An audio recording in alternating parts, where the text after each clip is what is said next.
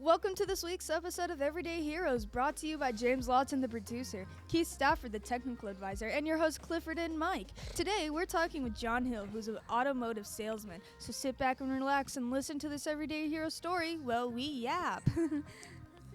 The views and opinions of this podcast are solely based off the hosts and guests and are not associated with any agency, corporation, or LLC. Enjoy the show. I feel a beat coming on. Hit it, boys!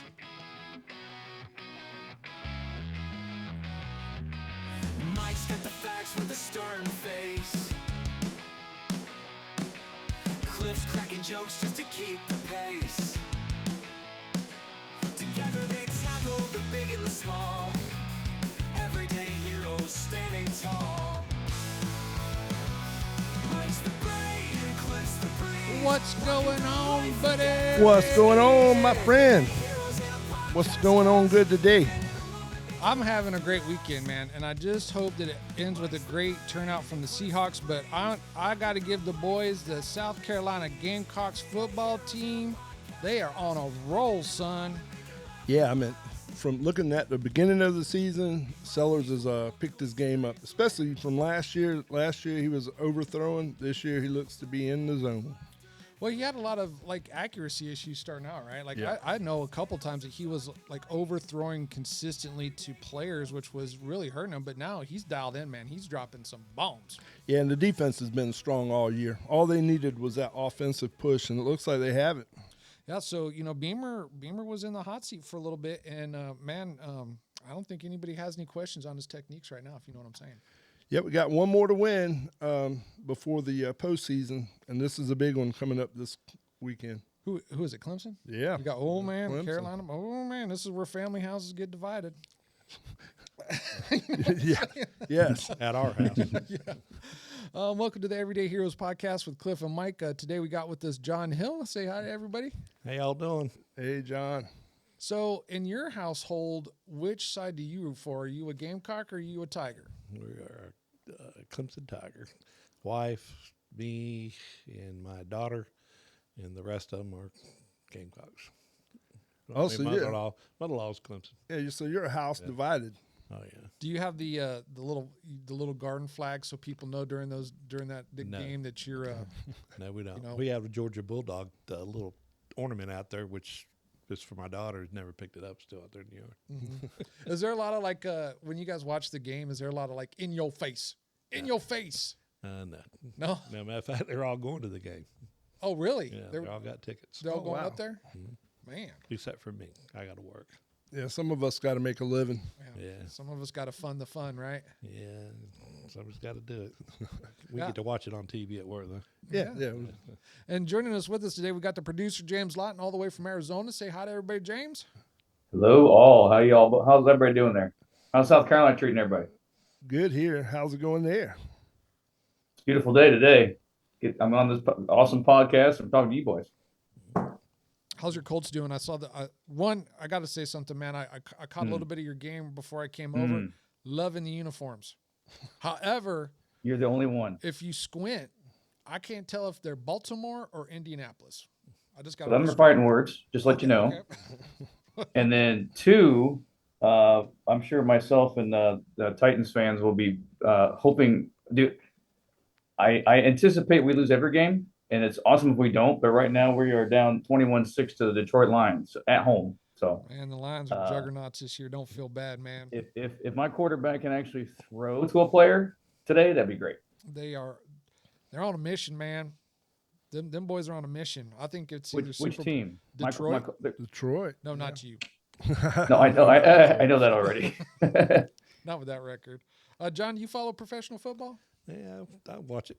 I don't follow it as much as I need to. I'm just sitting here today on a Sunday talking to y'all. Yeah. What's your team if you do follow? I like the Pittsburgh Steelers. Oh Lord, Pittsburgh fan. I like to watch the Kansas City Chiefs. I like to watch Detroit since they're doing good, since they've been so bad so long. So that's pretty good. How do you feel about Russell Wilson joining the squad? He's really been showing out. Yeah, it's an old man running around, running for his life. Man, that'd be me because he's old for a quarterback now. Yeah, he really he's is. getting up there. You know, you kind of look at his passes, those long passes. The only thing he's doing is throwing it way up in the air and let the receivers go get them. Hey man, They it's like a technique. accuracy. Yeah. What are they calling them? Moonshot throws or Yeah, something? yep. Like, yeah, they're touching Well, up you there. got big, tall He receivers. is, who can jump. he is You can get 35 years old. 30.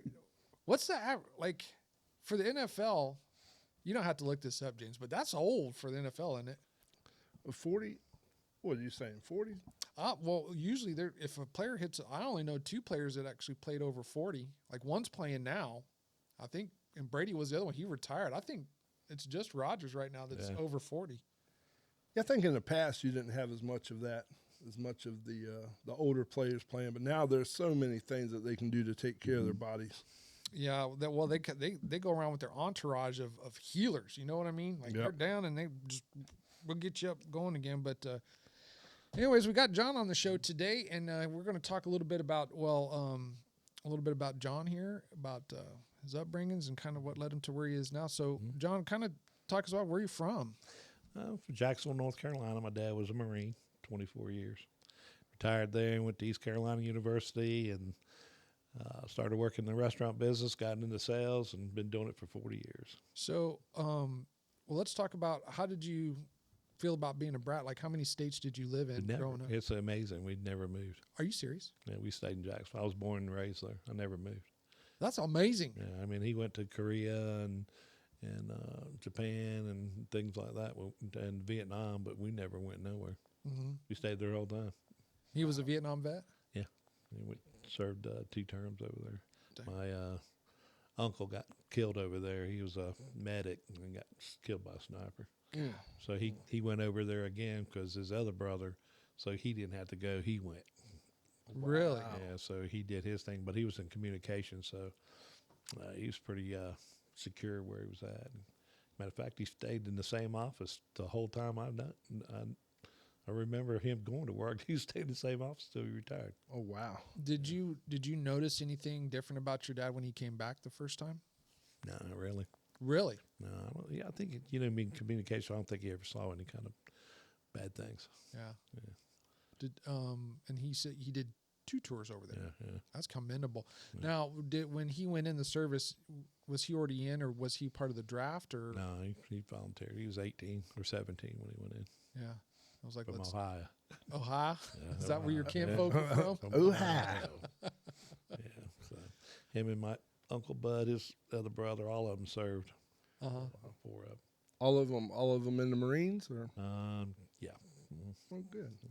But I'm sorry about your Uncle. uncle, man, but I can tell you that, like, I was a medic myself, and if you look at any war movie, we never usually make it. I don't know why they always pick on us, but because you're out there without a gun. yeah, it says a lot about our Chicks are how running. smart we are when we pick our job, right? So go ahead. go. So from Jackson, so was it college that brought you up to South Carolina? No, Michelle. Michelle. Oh, okay. Met her at Oakwood Homes and started dating her and moved this way. Now, she was from here. Yeah. Now, so how did you guys meet? At Oakwood Mobile Homes, they had a training seminar, and I met her there. Now, was this? I got to get the timeline right here. So we leave high school. Do we go immediately into college, or? Yeah. Immediately into college. College, and then moved to Florida, and then moved back to North Carolina, and got a job with Oakwood Mobile Homes and stayed there for 25 years. Now, what's your degree in, John? Bachelor of management and sales. Management and sales. Yeah. So, have you always had a calling for sales? Did you? No, it was just shy. Didn't want to talk to nobody, but you find out if you don't ask somebody, you won't know, and it became a knack. I read a book, Ziegler's The World's Greatest Salesman. I read the book, and I was just that person. I was reading, I'm like, I do all that.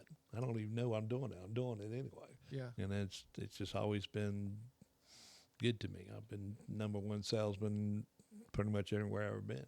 Yeah. And it ain't that I learned it's just a natural thing. Well, let's go back to so your first sales job was the Mobile home. Mobile homes. Mm-hmm. So is that somebody that's got land and they just need to buy?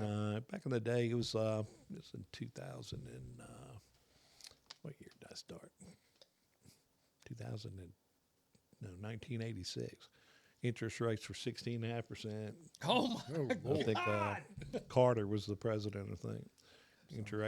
We had tons of single wides, ugly ones, and it's probably hard to sell them. I mean, I didn't even know what I was doing, but I did have a background in construction and stuff, so I kind of knew how they were built and constructed.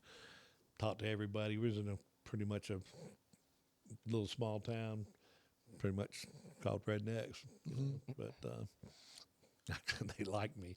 So the first year I was there, I think they said, John, if you can sell them here, you can sell them anywhere. I said, okay. They sold 33 mobile homes in a whole year before I got there.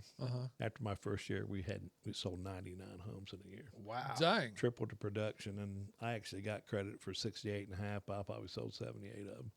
And this is your first out of the gate sales job, right? So what do you contribute that success to? As a young man, did you just feel like you were confident, or you had some charisma? Or what the kids call some riz? No. Really, I knew my product, so product sells itself. You show it to them, show them the quality and how it's built and made, how they can save their money. And, of course, the other guy down the street ain't doing that. And then they come to you because they trust you, and, you listen to what they want, and you kind of put them in a house that they want, and they buy it. I mean, it's pretty easy. It's kind of the same in the car sales business. It's the same. You really treat your customer well. They trust you. Once they trust you, you put them in the right house and make sure the right payment. You don't sit there and lie to them, tell them stories, and tell them things that ain't true. A lot of people don't understand that you treat people like you want to be treated, you're successful no matter what you do. Yeah. But when you're just doing it for the money and you don't really care about that customer, your longevity is short-lived. So go ahead. Yeah, I was just going to say, like, one thing, like you can fool a customer once and tell them bad information or bullshit, and then they just don't come back. I think a lot of your sales probably come from return. I know from this table alone, there's a lot of return sales. Yeah. And I get that now. I get people just call me up, John, I'm ready to get a hat, going to get a car.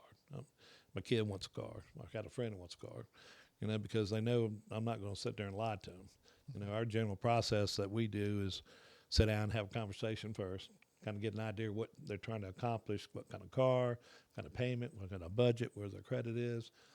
Go from that. We're going to get into that. Like, we're probably going to spend a little bit, because I want you to give some good advice to sellers, and then maybe talk about, people that are looking into getting in the sales industry, give them some tips. We'll get into that. But going back to the mobile homes, did you do any formal training, or did you have a mentor, or is this all just straight? All by myself, yeah. Man. Matter of fact, it was so funny because in the mobile home business, I was in a little town, so we had like 8 dealerships in a small town. So I was like, dude, there's no way you can sell that many.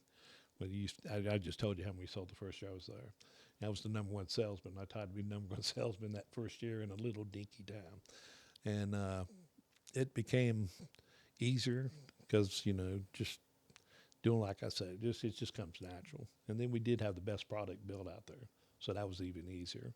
And then over the years, after 5 years, I became a manager, and then I developed my own team, my own salespeople, my own inventory. I saw the growth of land home business coming in, because back in the day, credit's kind of hard to get, mostly if you had a repo or some bad credit.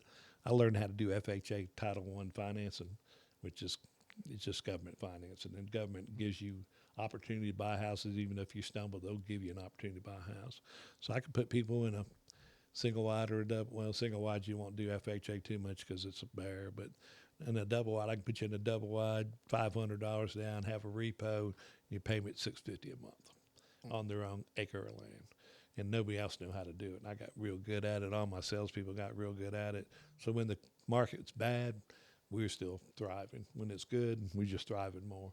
We never lacked sales, where the rest of them were fighting it because, it's hard to get somebody bought with a repo. I've got people bought with foreclosures and all sorts of stuff. You just need to know what kind of information you need, the paperwork involved, get it all up front. Did you ever have anybody come in that's just not like, what do you do with the people that want but ain't their time yet? And like I always tell you, it's like when you got a person, and everybody goes through bad times. Yeah. Everybody has that slip in the mud. You lose your car, you lose your job, you lost your wife, you just got bad credit. Yeah. You know, and you're like, well, what do I do? And then with the process we do, we go, okay, this is what you need to do. You need to pay this, you need to do this, you need to get this done. You know, within a year, you get all this done, come back to me and I'll get you approved. We'd be amazed how many people come with a pack. John, I did everything you said. I'm ready to buy a car. And that's A house. free. I'm sorry, I'm saying car because I'm so used Yeah, to it no, now. yeah. But a house, and, you know, I'd get him a house. I remember this one guy, it was so funny. He got a foreclosure. He has out of Florida. John, you can't get me approved. I can get you approved. Nah, I don't think so. I said, I can get you done. Yeah. No, I don't think so. I said, I can get you done. Come on, just bring me the stuff. Okay, I'll try. So I remember walking off his porch afterwards, and he goes, you know, when you told me that, I thought you was lying. He said, you did get me done. I said, I told you. Yeah. You just have to believe. Yeah. You do what I tell you, you can get done. I always tell people up front, bring me the stuff. Don't question what I'm telling you. And I ask you for your third bank statement. Yeah. Just bring it to me. Don't say you already gave it to me. Yeah. I'm telling you right now, do not go buy nothing. Don't miss a payment, and I got you done. But if you do what I tell you to do, and in timely manner, you can get in it quicker. If you drag your feet, then it's going to take forever. And we did it all like that. Let me ask you this. So do you see now a financial IQ difference from young adults? And I'm talking about like the 18 to 27s before, like back in the day versus now. Because it seems like, you know, kids, and we'll go back and talk about your next move after the mobile homes, but it seems like there's not a lot of financial IQ, like, or it's very unrealistic or jaded. Well, nowadays with all the young kids, there's an IQ problem altogether. I mean, it's not their fault. It's our government's fault. Yeah. It's the education system that the United States has set up. I think we spend billions of dollars on education. We're the stupidest people in the world. Yeah. It's due to the government. They're you know, transgender, can't do this, can't do the stupid math that makes no sense at all. I mean, they're making them stupid. I mean, they have no idea. They don't even know who won the Civil War if you ask them. Yeah, I do that too. I don't know about you, but I do that to my kids all the time. Like, you'll see TikToks or some night show hosts will be going on the street and they'll be like, you know, how many stars are in the flag? Yeah. And they'll be like 12. You know, and they say it firmly with gusto. You know, what's the last state to come into the union? They'll be like, Montana. Or they'll be gone. Yeah, well, I can only get to 27. You know, it's so, you know, it's just simple math. It's just simple math they can't do. I think they've taken out of education and some of the stuff, like my son said, is stupid. Who's going to ask you who the capital of Columbia is? I mean, or South Carolina or Florida. Nobody's going to really ask you. But it's nice to know. And they don't know none of the basic knowledge. I don't think the history. They don't even know history. Yeah, as soon as they switched to Common Core, I could not help my kid from math from that point forward. Because, you know, instead of, you know, time distance problem, it was all this narrative written problem. Like, I don't know. This is making my head hurt. Yeah. What grade are you in? Yeah. 3rd grade, Daddy. Yeah, it's kind of stupid. Well, I remember Blaze one time. I was helping him do a word problem in the 5th grade. And I said, well, son, this is how you set it up. He says, Dad, watch this. Siri. And he reads the whole question to Siri. Siri gives him the whole answer. And it shows you how to get there. I'm thinking, well, dang, if you have a phone, what do you need to do in college or anything? You just ask the phone. The phone's going to tell you the answer. Well, they have one thing I really appreciate is starting, at least in South Carolina, starting after the Christmas break, there are no more cell phone usage while in school. Yeah. I think that's a brilliant move. And I really like how they're starting to address the addiction problem with social media and using your phones, which, you know, the thing of it is, it's just not kids though. It's like everybody. I mean, if you look here on your thumb, let me go to the camera right here. We all have a dent right here in our pinky. And I didn't know this until it was pointed out. And that's from us holding our phone, and that's where our phone sits. And you'd be like, well, if you got that dent in your pinky, you probably got a problem. I know why mine's on the left hand. Oh, Jesus. Yep. If you have a headset, you don't have to even pick it up. Oh, I know. Oh, good point, John. Thank you, John. John's giving Noted. So, John, we're finishing up going into the mobile home, and what was the next step for you after that? Car sales. Car sales. And got into that. Now, are we still in South Carolina? Or is this like where you're at now? Yeah, South Carolina. That was the first deal the dealership I'm at now is Lugol Ford, and that's why I started, and that's why I'm probably going to finish my career. But my daughter worked there. She was a internet manager. My son was a desk manager. Actually, my mother-in-law and my sister-in-law cleaned, and my other sister-in-law was up in accounting. But I took the job because I needed a job. I couldn't stay in the mobile home business no more because Clayton and Oakwood merged together, and I couldn't go to work for Clayton no more. That's another story. Well, real quick question. What was the commission rate for mobile homes? How did that work? Was it commission by percentage? Or? Yeah, it's percentage. It depends how you put it all together. If you held your margin up, you got a higher percentage. If you kind of gave it away, you made a lesser percentage.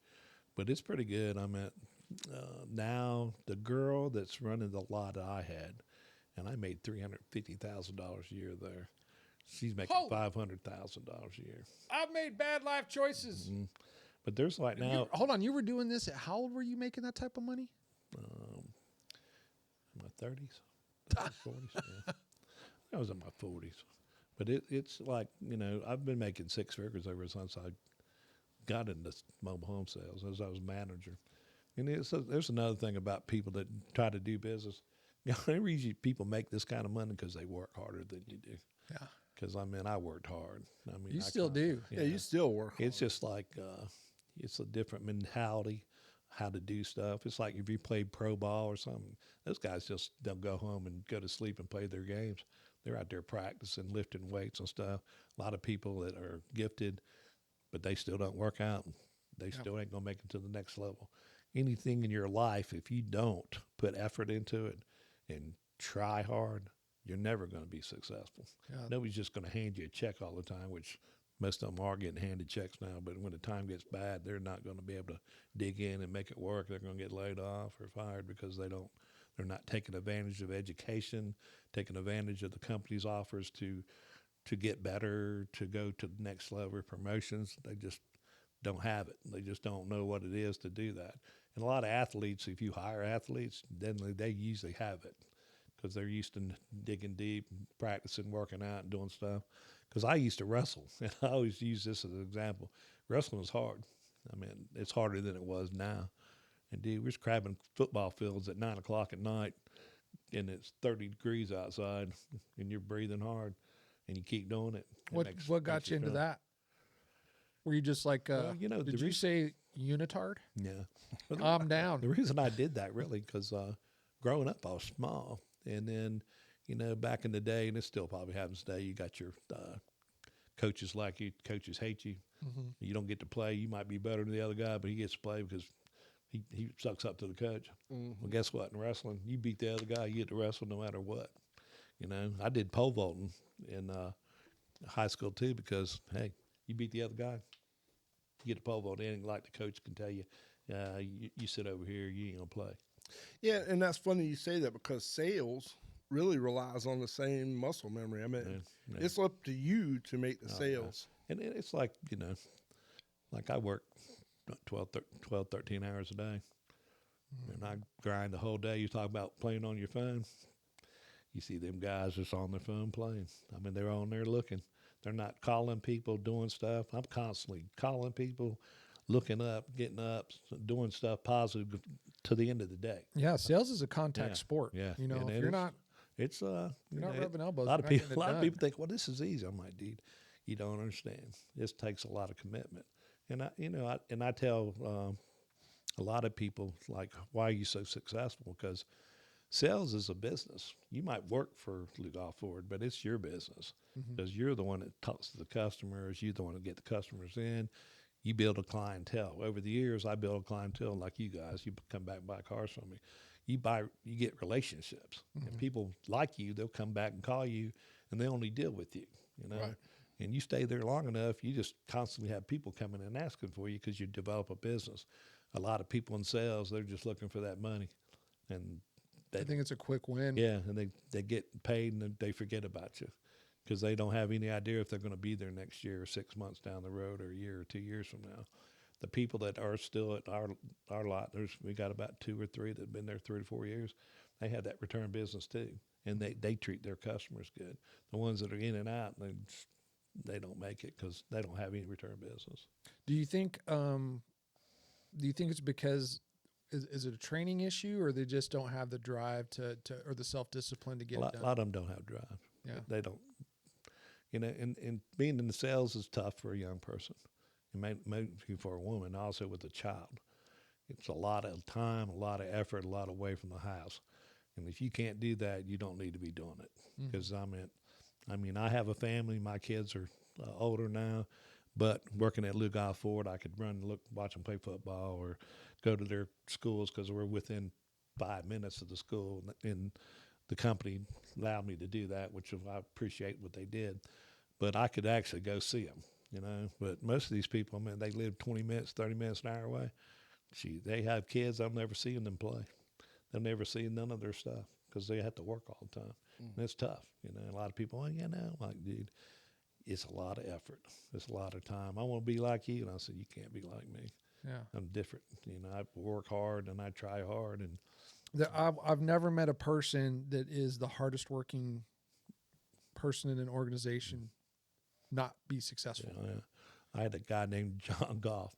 He goes, he designed all the mobile homes, did the training and stuff, and he was in the military. He was in the Marines.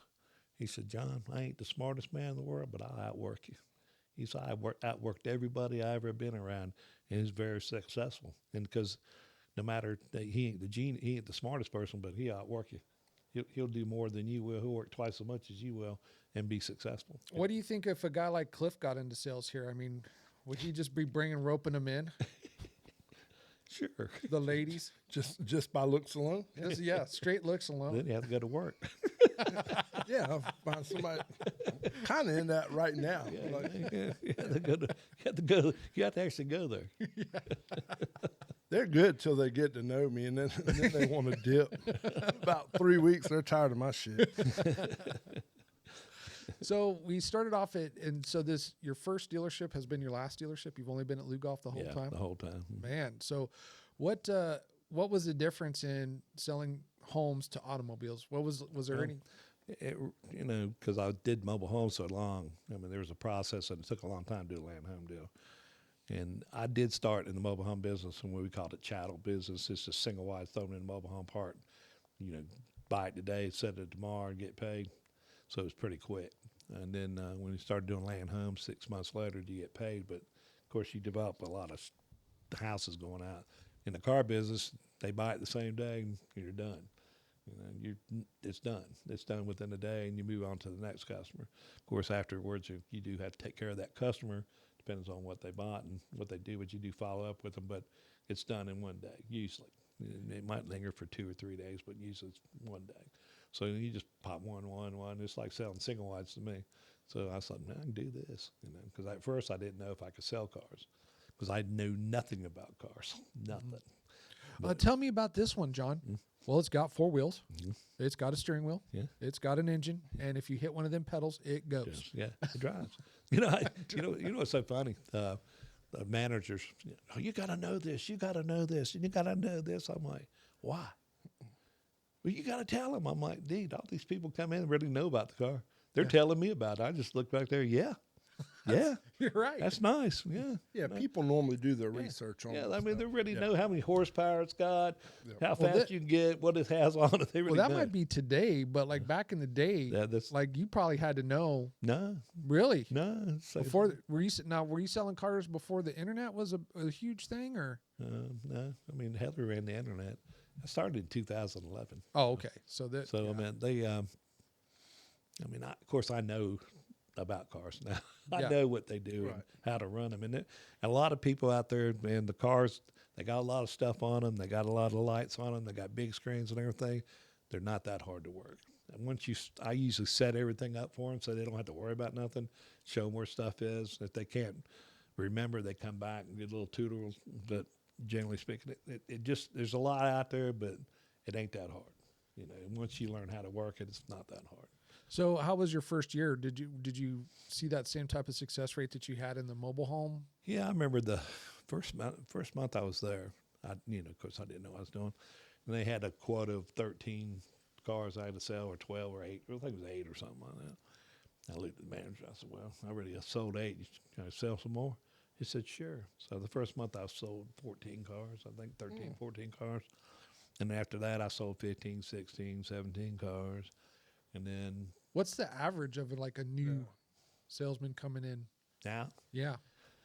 probably 10, maybe not even that. They probably sell 10, 11 cars. A lot of, it depends on the person. They might sell 13, 14, 15, something like that. You know, the veterans, they'll sell in the upper teens, low 20s. So what's the how much can a new salesman make selling cars? Now, depends on if you're on commission or this bonus program they're on. So I really can't tell you. So what's that mean? What's commission or Commission is you get a percentage of the profit that you make off the cars. Most dealerships pay you a percentage of that, and then a percentage of whatever they sell you in the finance department. and So that- we don't get paid none of that at my dealership, but other dealerships pay that. Okay. But then ours are set up like you got to sell 10 cars, and after 10 you make like a 250 or something. I don't even know how It's to like a get paid. tiered. Yeah, tiered thing. If you get up to 16, you get extra money. Get to 20, you get extra money. You know, so okay. So what's the most ridiculous customer you've ever had? And I know you probably have a couple, 2, 3 good stories. Like walk us through something where like at the end of the day you came home and the wife was like, "How was your day?" And you're like, "I don't even know how to phrase this." yeah. Well, every day's a challenge. Depends on the customer. Some customers, credit's not that great, and they take a long time. A long time. I had a customer yesterday, from 9:30 to 6:30, I think it was. With one customer? Yeah. Sold them a car, though. All, was it all day? All day. I said the day before, I had a customer from, 8:30 to 1:30? Yeah. Yeah. They're in service. Have you ever had taken out on a test drive or something like that and had an accident or anything like that? Oh, yeah. Oh my God! So what is that like? Like if you're a consumer, Well, you know, it's kind of bad. The wreck I got into was on a Raptor. If you ever know what that is, that's one of the most high-priced trucks we have. That's jacked up, big tires, everything. Guy's like probably 75 years old or maybe older. He's driving a Camaro. He wants to test drive and buy one. I said, okay. So go on a test drive. We're coming up to a stop sign. And I go, dude, he ain't going to stop.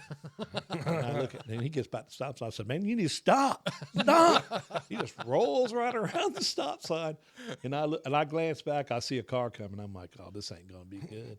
You know, either he's going to go around us and there ain't a car coming the other way, so there's no head-on collision, well, he's going to hit us.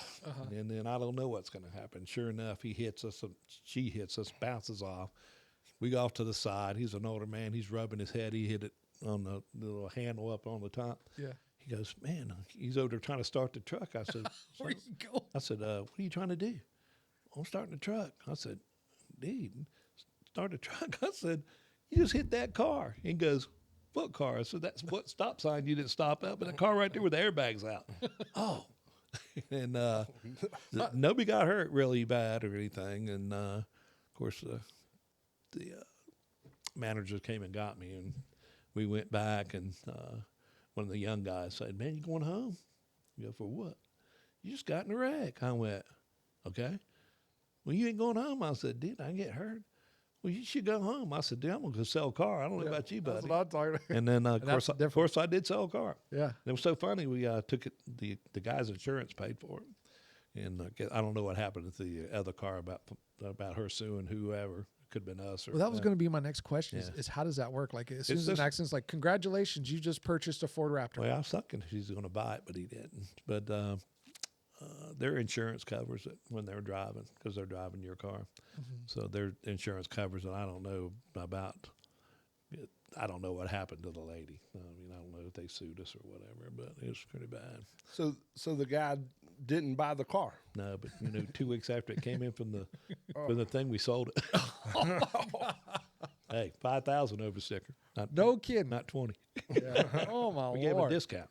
Yeah. Well, was this during the market adjustment COVID time period? I can't remember when it was. I think it was before that time. Yeah.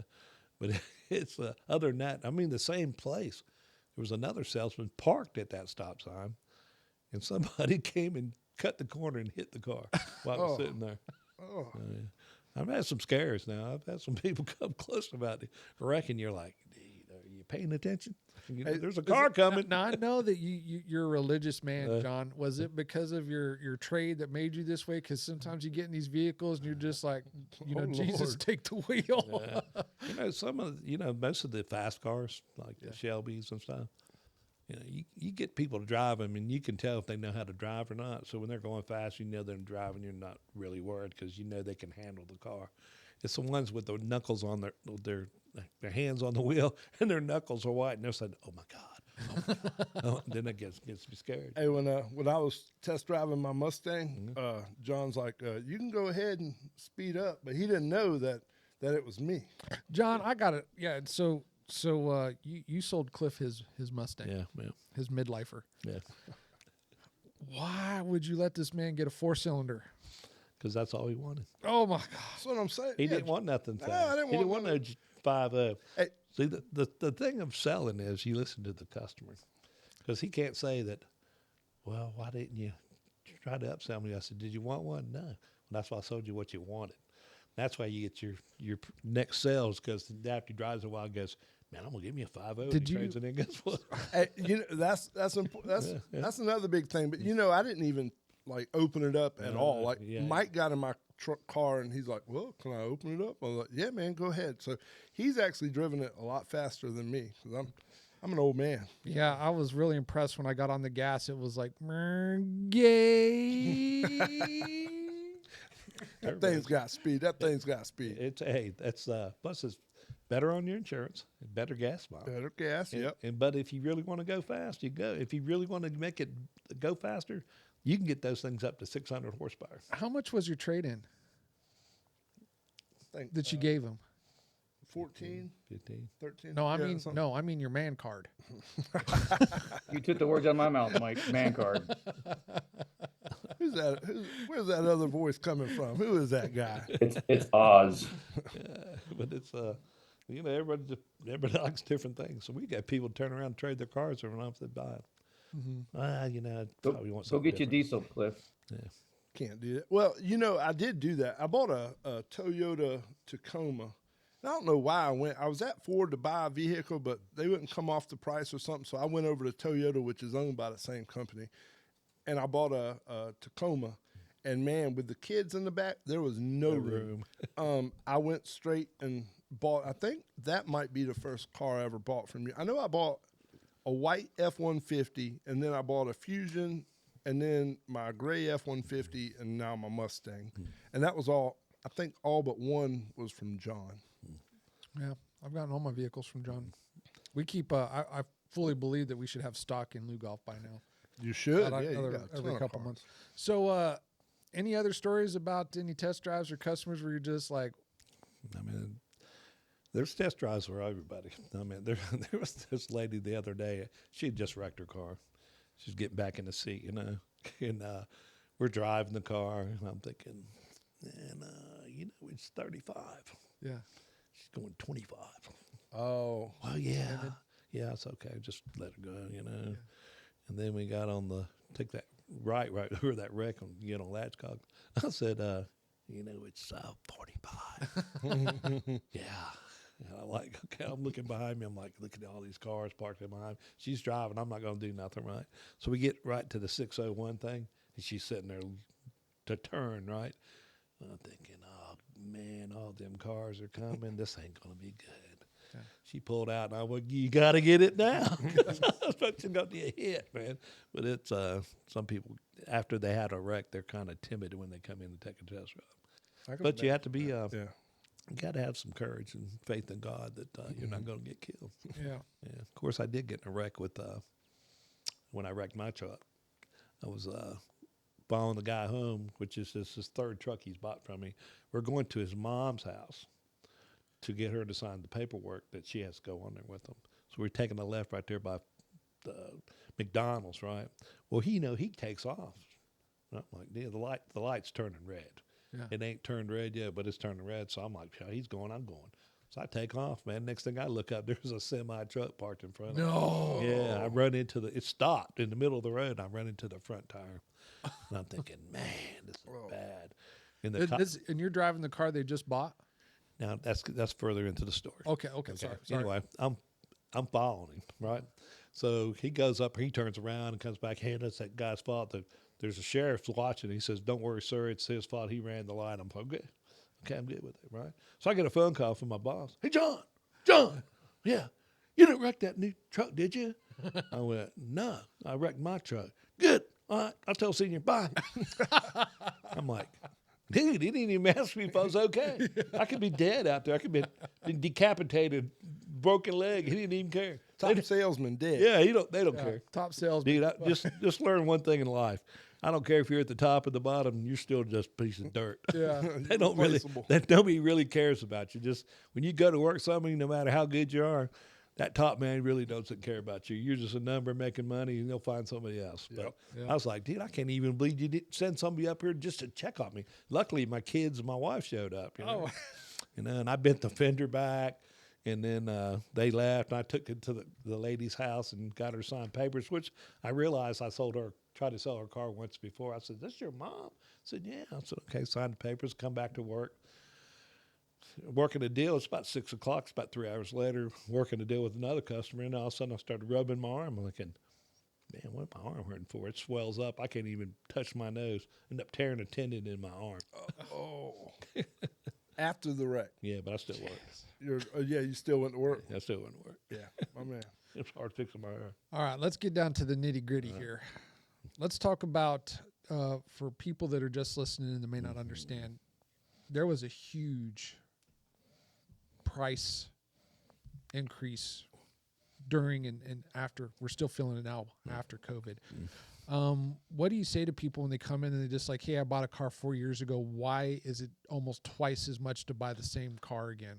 Well, so you mean before they bought the car or after they bought the car?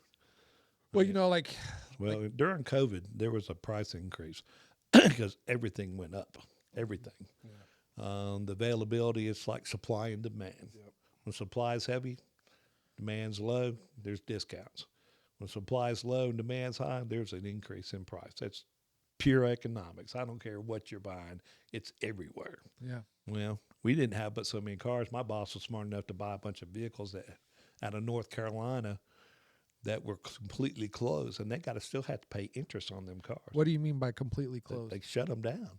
Virginia, North Carolina, their governors the wouldn't let lots closed? They wouldn't let them sell. Okay. In South Carolina, our governor said they're essentials. Yep. So we got to open up because you got to have your car. You have working. to have a car, yeah. But down there, they're Democratic guys.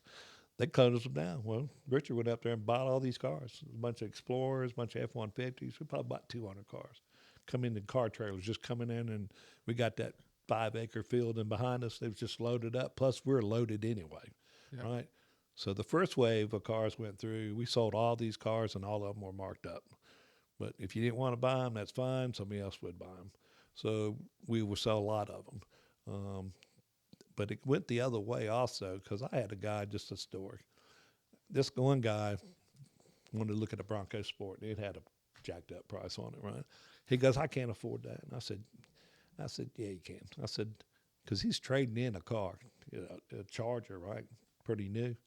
I said, trust me on this. He's done bought cars from me before.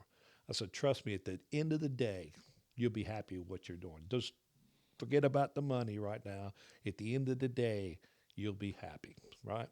So we go show him the car and this and the other, and I'm giving him $28,000 for his car. It ain't worth 22 normally, but everything's jacked up. Even trades are jacked up, so your trade-in's worth a lot more money. At one certain time, you could sell your trucks for the same amount of money you bought them, and they're 3 years old. Yep, I remember that. Yeah, so you can almost buy a new truck for $3,000 more than what a used truck costs, and that's just the books. I mean, that's what they booked in for, right?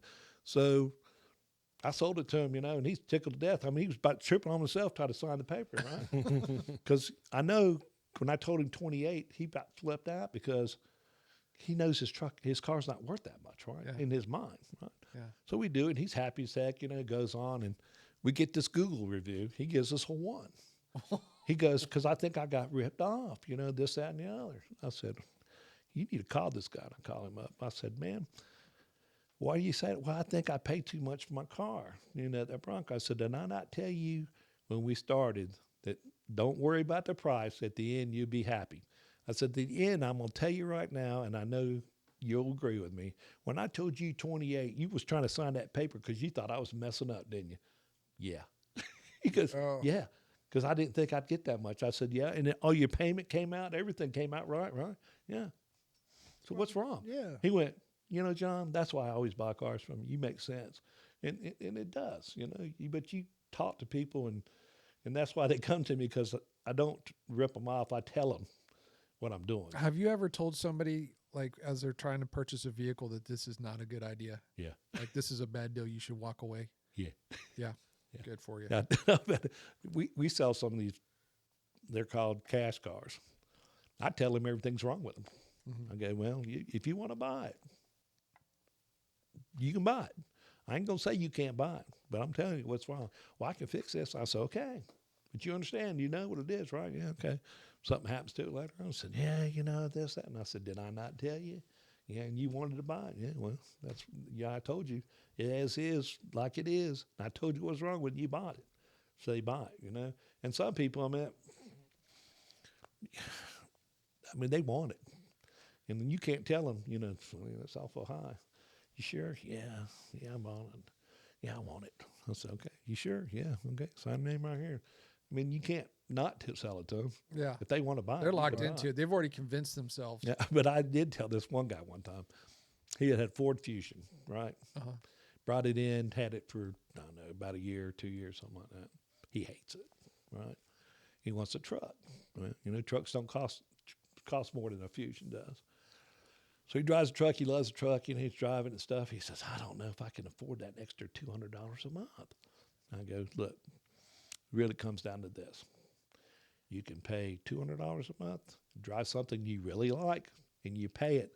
You can drive something that you don't like and pay it every month.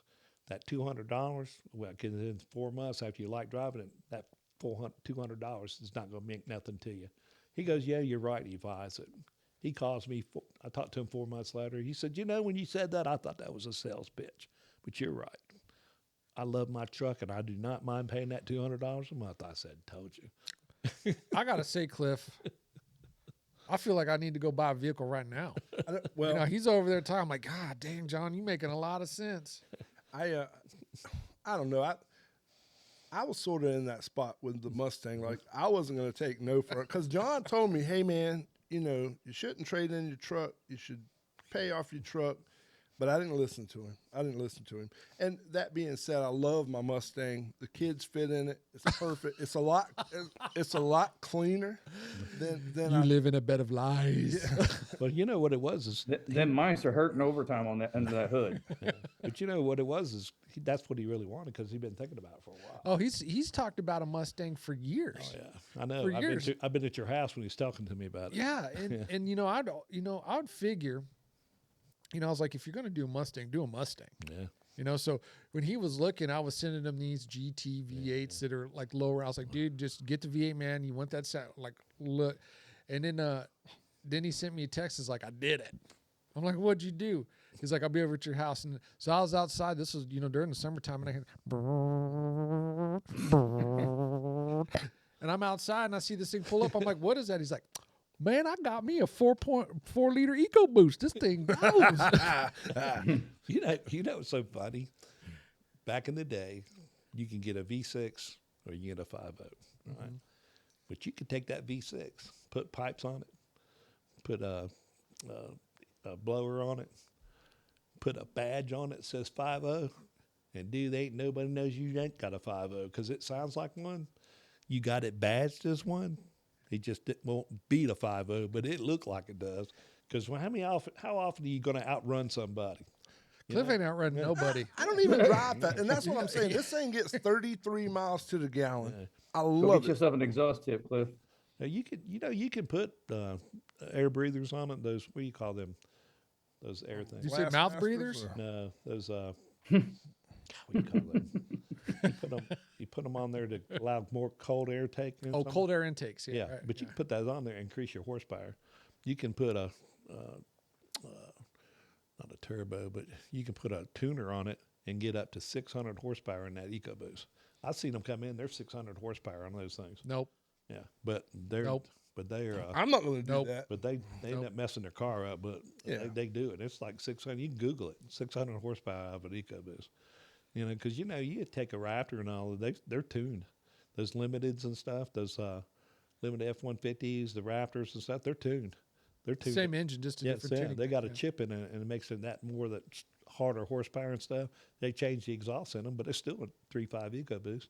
Yeah. You know, but it's got a lot more power in it. Yeah. So I wanted to put a sticker on mine that said no in little and then no 50 under. You know how it's got the 50, but I want a no over it. So what was during COVID? What was the top seller, man? Like, what could you just, everything.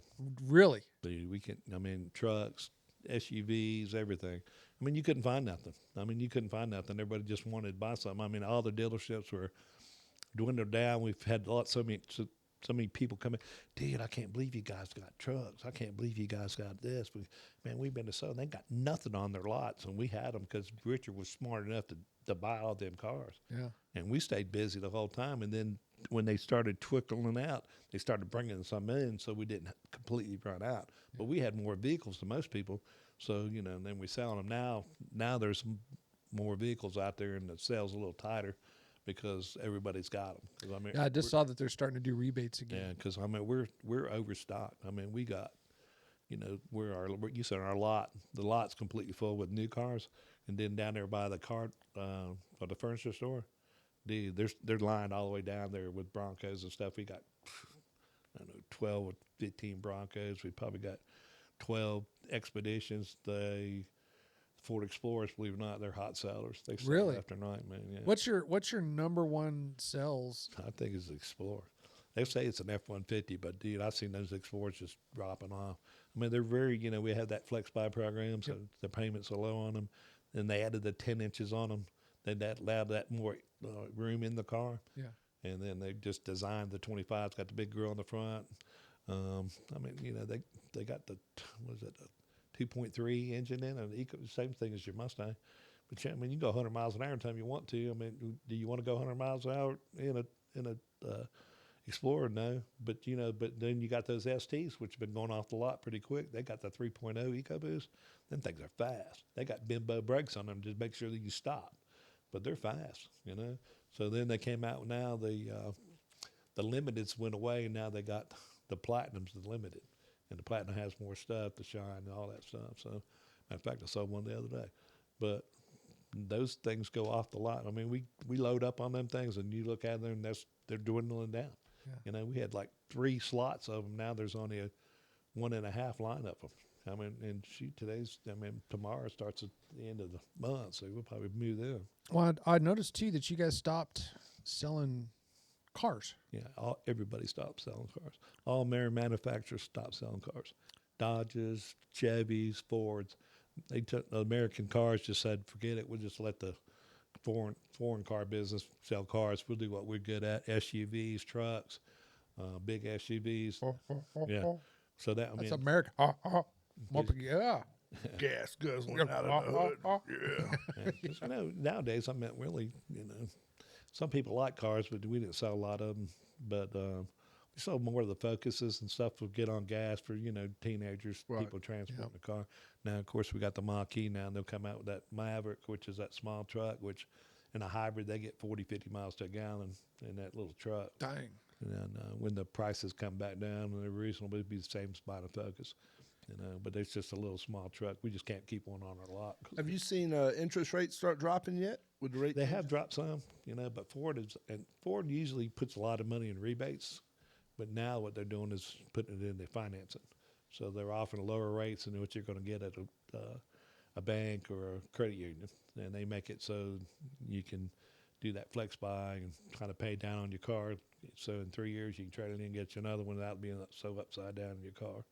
But yeah, that's what they're doing now to offset. Let's their let's rebate. talk about that for a second. I think that's a really good program for people that like. I go through vehicles about every Yeah. 2 to 3 years, so like this program's really beneficial for Good me. for you. Yeah. So walk through what's like a flex buy program. The FlexBuy offers you a lower interest rate for the first 3 years. It kind of works opposite of a regular loan, where a lot of your principal goes to the back end. All your interest is on the front end. They put less. They put more principal to the front end. So the principal is what you owe on it, which drops it down. So at the end of 3 years, you're not so upside down. But on the back end of it, if you don't trade in or if you don't go refinance it, your payment's a lot higher. Yeah. But you got to be. I had a guy one time, kind of like you. He goes, "Well, I don't know about that, John. I don't know about that flex buy." I go, "Why?" He said, 3 years. I said, "Son, you don't own a car more than 2 years." He went, "Yeah, you're right." He signs his name. Because, I mean, I said, it's tailor-made for you. You're the one that change out cars every 2 years to 3 years. If he has one 3 years, it was a miracle. But every 2 years, he buys another car. So it works out good for him. Now, some people, it works out good because it makes a payment where they can afford it. Right. Now, after 3 years, they might not have done what they're supposed to or something, and they're in a bind, But, I mean, me and Michelle did it. We did a flex buy, but we had 0%. So the payment was way lower. Now the payment's $200 more a month. But she goes, "You want to refinance?" I said, "Refinance what? 0%?" Yeah, that's crazy. I mean, you can't refinance 0%. Right. I mean, if you do it, you're going to pay an interest rate, and you're going to make it longer term. You might as well just pay the 0%, not pay no interest anyway. So let's say you're a relatively new car buyer and you're coming into the lot to purchase. What advice would you give to somebody coming in terms of being prepared for the purchase and what to expect? If you're a new buyer, it depends on if you got credit or not. Be prepared to sit down and talk, to me. If you want to come to John Hill at Lou Alford, come to me and I'll help you out. Because I'm going to sit down and talk to you to make sure what you're trying to accomplish. A lot of salespeople don't know that. They just start throwing you out on a car, and you do this and the other, and you're looking at this, looking at that. You come in and try to do it, and dude, you're not even close to being where you want to be. You're not even close. It's the best to sit down and let me talk to you, do a review process to make sure, where your credit is, where you want to keep your payment, what you're looking for, and then go to my inventory manager and let them figure out what car. If at the time we need to pull credit, we'll pull credit, and then make sure we're going to show you a car that, hey, what do you think, John? You think this will work? I said they wouldn't set me out here if they didn't tell me it didn't work. This would be a car that you can buy. So when you're driving it, hey, I can get this car. Instead of driving and say, well, I wonder if I can get this car, and then you can't. Right. And I mean, if your credit's a 750, 800, and you want to buy a car and this and the thing, you don't care what the payment is, we just go out there and get you a car because your expectations are up there anyway, so you're going to get a car. But then you got most buyers, they're on a payment. They don't want to spend so much money a month, and you try to work with them. And believe it or not, they think salespeople lie, but customers lie a lot too. They'll be telling you stuff, and you'll catch them and say, "Did you not tell me that?" Well, yeah. Were you lying to me? Well, yeah. Have you ever had people? I mean, this has had to happen. Hey, do you know what your credit score is? Yeah, man, I'm like 720. Yeah. They come in and it's like 430. Yeah. But then you ask that simple question, where'd you get that number? And they'll say, Credit Karma. And then you go, well, Credit Karma's kind of off, about 100 points. I've seen it almost on it. I've seen it, but I've never seen it higher than it's supposed to be. But I've seen my it credit right looks so good on Credit Karma. Yeah, because they're not really a credit company. Yeah, They're not really. They're just pulling it from where you work and this, that, and the other variables that are not, contingent or not really where you can trace them back. And then when you pull it, they're like 100 points off. Excuse me. Some of the scariest part though, usually selling is like when you guys sit down with the quad. You guys do the quad part. Can you kind of talk about how you guys kind of use that quad and where they have, where's their leverage as a buyer during the process of, saying, this is kind of what I want to do. So like, you with your expertise in sales, if I was coming in there and, I'm trying to leverage the best that I can, like where's the part, when do you pull out your big card to throw it? It's really the way we do it. You're telling us what you want to do.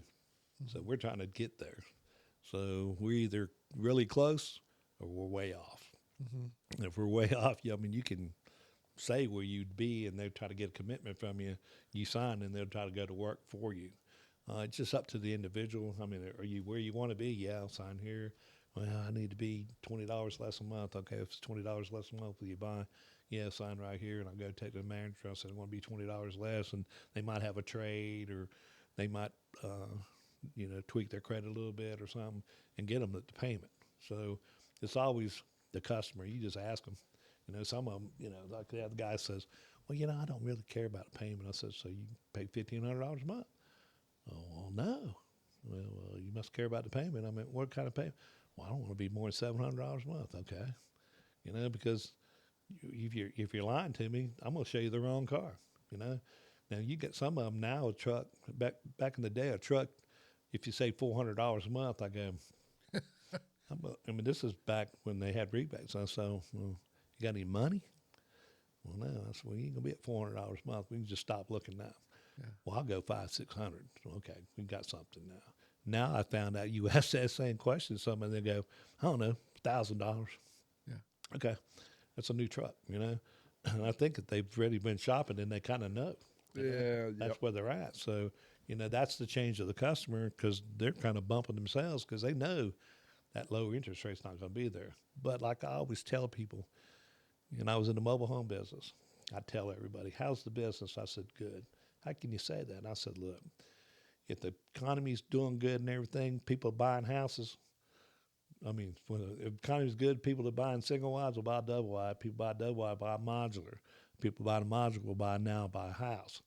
If the economy's bad, the people are going to buy a house will buy a modular. People buy a modular, buy a double wide, buy a double wide, buy a single wide. They got to rent. You got to have a place to live. You always have a place to live. So if you have a good attitude, you're always going to sell them, because somebody's got to live somewhere. I mean, you see the price of rent. You can get a house cheaper than that. Then on the car business, well, guess what? You got to go to work. You can't make no money unless you got a car. Yep. So you always have to have transportation. So you're always going to be busy. You're always going to sell cars because, and then I always tell people, this is the last car I'm going to buy, John. I said, you can't say that. Why not? I said, you never know when stupid's coming around the corner and drill you and wreck your car. Oh, yeah, you're right. Well, I might have to come back if I get that. Because, accidents happen every couple of seconds. So I've said that over the past 3 vehicles I've owned. Yeah. This will be the last one. Yeah, I heard that on this last one. This was like this. Well, you can't really get much better than what I got. No, it's nice. It's nice. It's not as nice as a Mustang, but it's nice. Yeah, his truck, you can run over. He can run over you with his truck. That truck. Well, he's trying to make up for something somewhere. Yeah, that's all I'm gonna say. Now, you do got a nice truck. They'll come out with different ones. Well, I remember me and Mike was driving to the golf course, and it has that lane center in this truck. Now they got that Blue Cruise. Yeah. They didn't have really Blue Cruise. It was lane center. And I seen Mike, he has this little beanbag looking thing sitting on the steering wheel. Yeah. Don't do that at home, kids. Yeah. Do not do that at home. Dude, we drive 15 miles, and he never touched the steering wheel. Yeah. He drives on. Now got Blue Cruise. We turn the Blue Cruise on. Well, you don't have to have the beanbag no more. Yeah, it's the same system. Yeah. And it just my blue. Do I have Blue Cruise? No. Not the blue chews. Oh, blue cheese. Yeah, I need those. But I mean, honestly, I had to put my hands on it, but it works. I mean, I drove a Mustang, a Mach-E.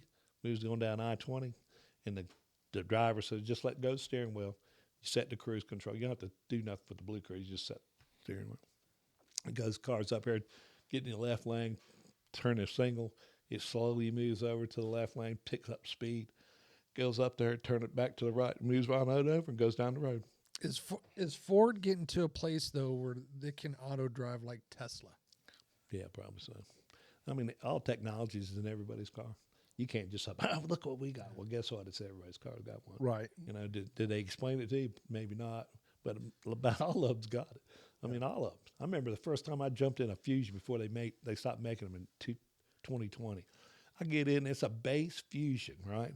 It's got lane assist, blind spot monitoring, auto braking and stuff. I'm like, there's no way.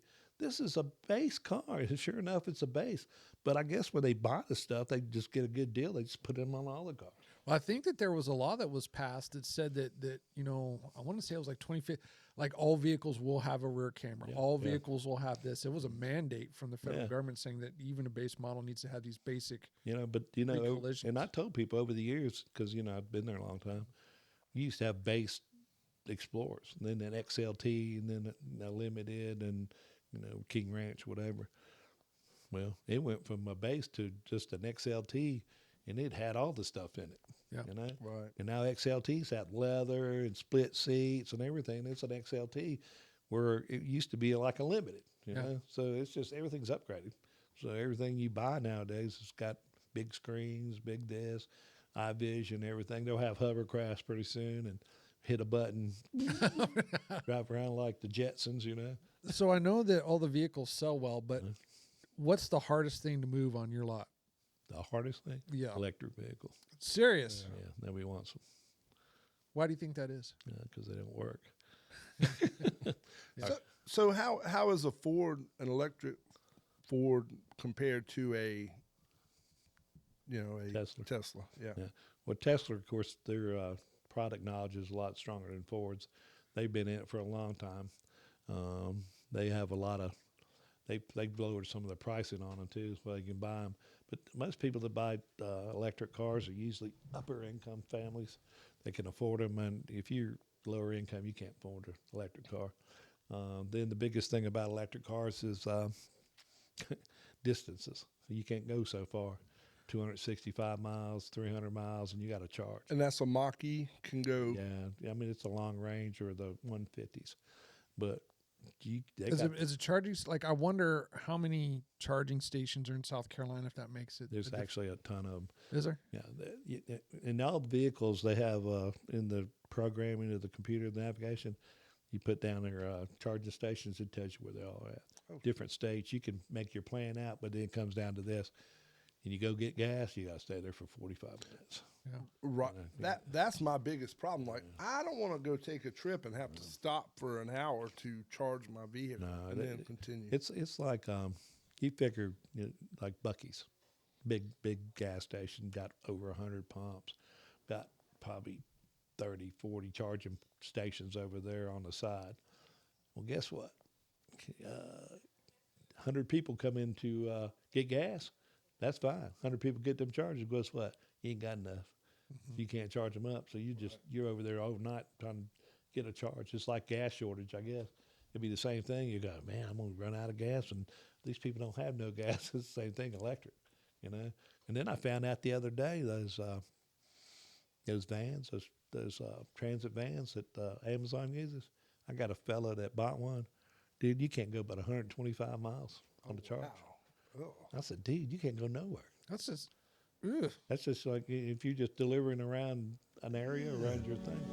So, Brother, yeah, that don't sound good. What's that? How do you get any work done? yeah, I mean, those Amazon buys them, but you can't hardly do anything.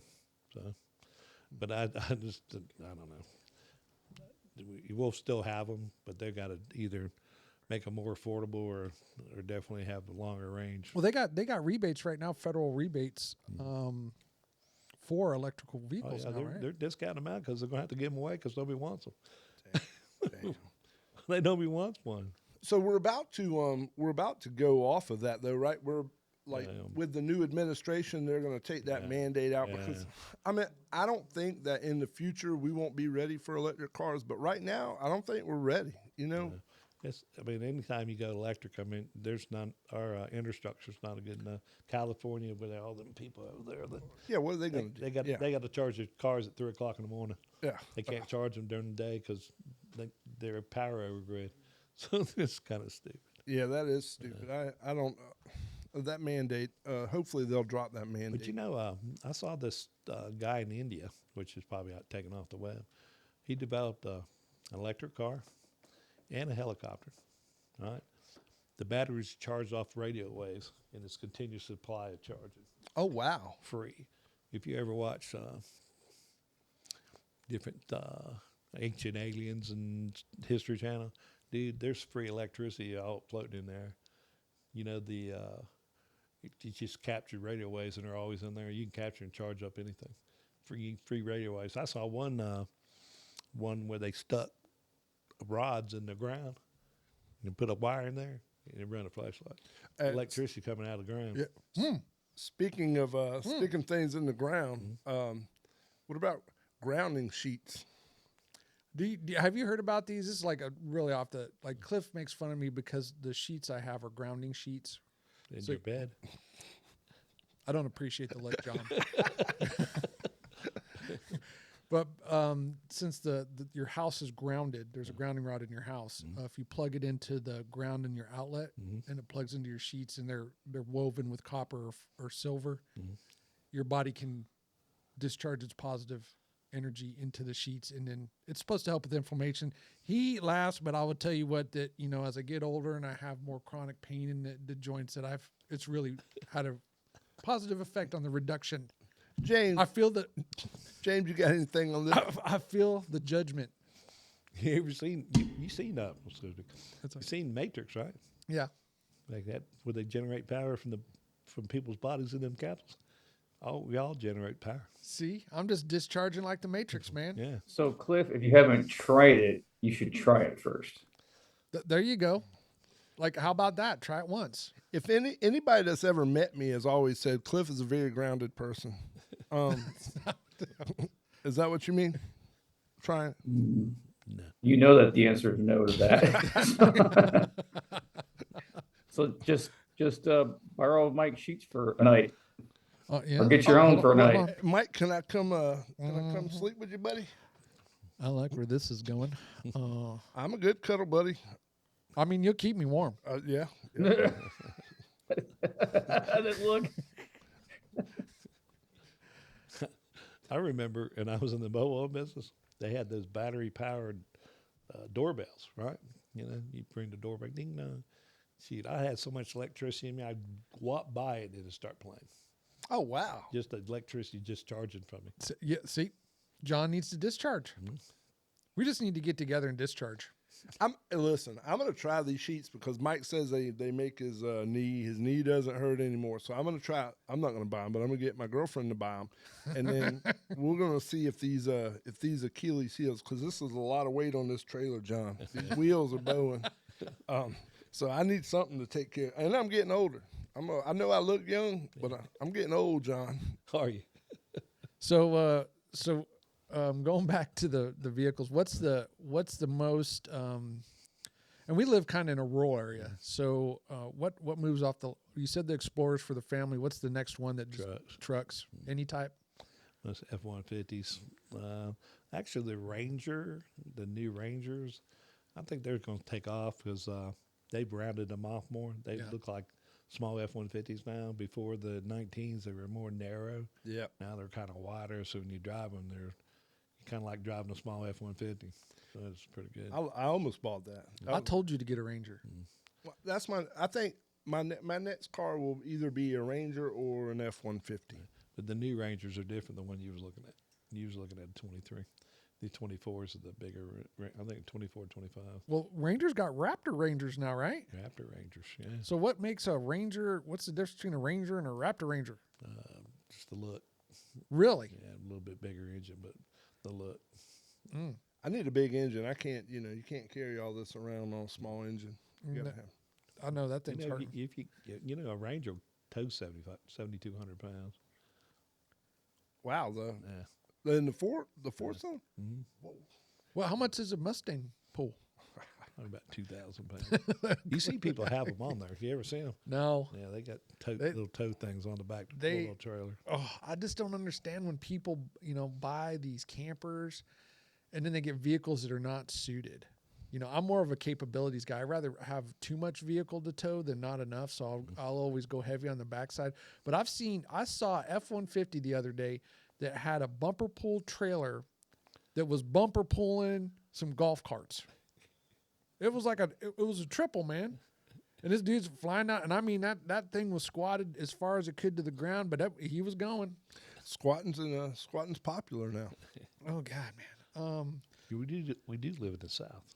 I know. I thought that was illegal. God, I wish they would enforce it more. But all right, John. Before we let you go, I want to talk a little bit about family life. So you are married and you have children? Yeah. How many? 4. 4. And what do they do? One college, one works at a wastewater treatment plant. One, I don't know what she's doing. She's working at a mobile home dealership, and one's works for the state. Works for the state. What's so do you find that like sales runs in your family? Is it Michelle, actually, my wife's best salesperson we have. Yeah. She can sell anything. My son, Alan Michael, he was probably the second best, if he's not as good as his mom. He could talk to anybody about buying nothing. Yeah. But he wouldn't have a conscience selling what he was selling. I think it's a really important just by talking. It sounds like that you're more focused on relationships versus the selling. Oh, yeah. If you get a solid relationship, the selling will come afterwards. Yeah, you develop a lot of friends selling. I've had a couple of people die. I went to their funerals that were great customers. I remember this one lady said, I thought you were just using, trying to sell my husband another cars, this, that, and the other, and we did something for her that normal people wouldn't. She goes, you guys are really great guys. I said, well, yeah. I said, your husband done bought like 9 cars from us, or 10 or something like that. And then she bought a car, and she went, I now know why he bought so many. He said, it makes it so easy. I said, it's easy when you just tell us what you want to do. And they buy a lot of cars. But, if you're in business, you want to be relationships, selling houses like your wife does, selling anything. You create relationships with that person. They're going to tell somebody else to come in and talk to you, their family, when they need it. If you're rude to people, you don't really care about them, you just want to sell them something and get out of there, your longevity is probably not going to be very long. You're not going to have that. So with that being said, if you were a person looking to get into this field, what would be the one piece of advice that you would give them in order for them to be successful? Well, a lot of effort, a lot of concentration on what you're doing, knowing up front it's not easy. I hear a lot of this, well, I can talk to anybody. Well, good. Can you listen to anybody? And listening is the most important, and understanding what they're saying.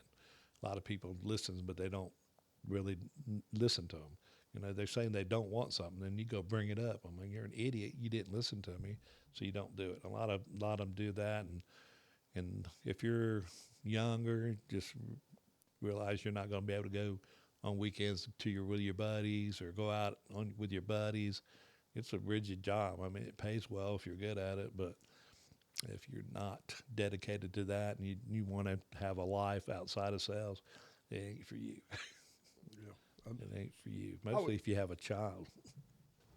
Yeah, spending time with the kids. You don't get to spend no time. Your kid's 5 years old before you realize they got 5 years old.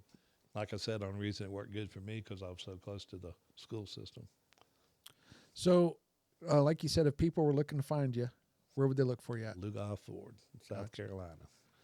And talk to John Hill. Talk to John. Make sure you talk to John. I did not retire, and I'm still there. A lot of people tell him, "Oh, he don't work here no more." They're trying to grab those sales from you. Oh yeah. I had one the other day say that. I'm going, well, John, we came looking for you, and you was on vacation. I said, yeah, we asked for you. I said, okay. People didn't tell me nothing. Has there ever been like what's it like if you like start like that's my commission? Like, no, that's my like. How do y'all work? That. Yeah. I mean, ultimately, if I wasn't there, we split it anyway. But it's just if you can get a good relationship with the other salespeople that don't do that, the stress level's lower. Anger issues lower. But when you get people just flat out stealing and stuff like that, and the managers could actually step in and stop it, but they don't. They think it's funny. Ooh. Are they like taking side bets? Like, are they making like Survivor Island? They think it's okay that they take your money. They're still making the same amount of money no matter what. They don't really care if you make your money or not. Are salesmen W-2s or 1099ers? W-2. Oh, okay. I also thought that would be 1099. So let me. Well, I mean, you don't really work on tips. You don't get no tips. I guess that was a bad question. How's this tax on tips gonna affect you? You don't get no tips. Like, nobody's giving you a tip. Well, John, I want to say thank you for coming on today and sharing some of your stories and giving us some enlightenment on the automotive industry, and we appreciate you. Well, Cliff, Well, Mike, I think we knocked this one out of the park.